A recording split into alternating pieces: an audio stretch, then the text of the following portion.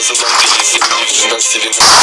Hangisi daha zor, silah mı yoksa gözyaşını saklayışlar mı? Hayatta alkışlar mı, ayağa atışlar mı?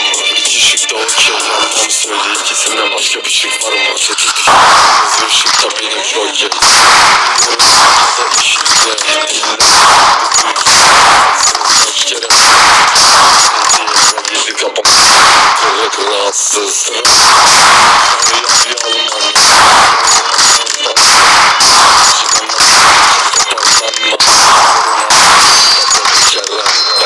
Kurtulmak unutmaktan daha zor, ayrılığı bilirsin, yalnızlığı bana sor. Şıklarına silah dayamak neden iki kat daha zor? Bana sor, sözlüğü bana sor, bütün acılar daha zor. Ben 5 kat saklamak herkes yaşlarımı.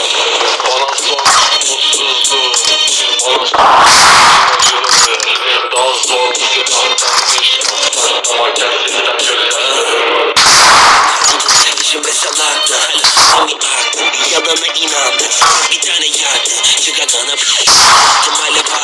Hedefim paradis, yatışımın pis. Dostlarım aramadı bir tutumu bulamadım, yapamadık. Soruyorlar unutamam seni, olasın. Yine bir polis, ya seni koluma taktım. Bıraktım çok iyi, yanlışı bana yağdı. Özür dilemeyi edemem kızım artık. Dua et evimiz yerine kafamı boğaza kadar battım, bu hiç şüphesiz.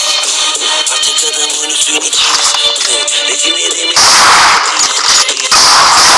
İbaret polis. Yüzüm benim, gülümsemiş.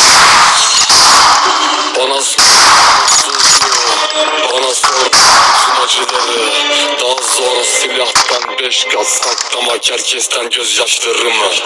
Bana sor, mutsuzluğu bana sor, bütün acıları daha zor. Silahtan 5 kat saklamak herkesten gözyaşlarımı.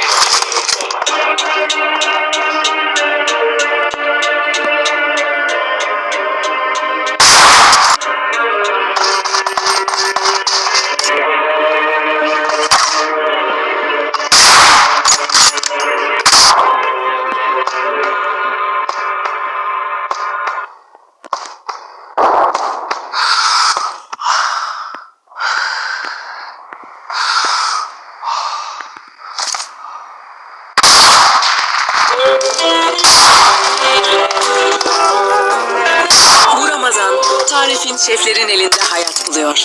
Coca-Cola'nın bir mutfaktan 1000 sofraya projesiyle kooperatifiyle desteklenen kadın şefler tarafından on binlerce öğün bahsi olarak paylaşılıyor.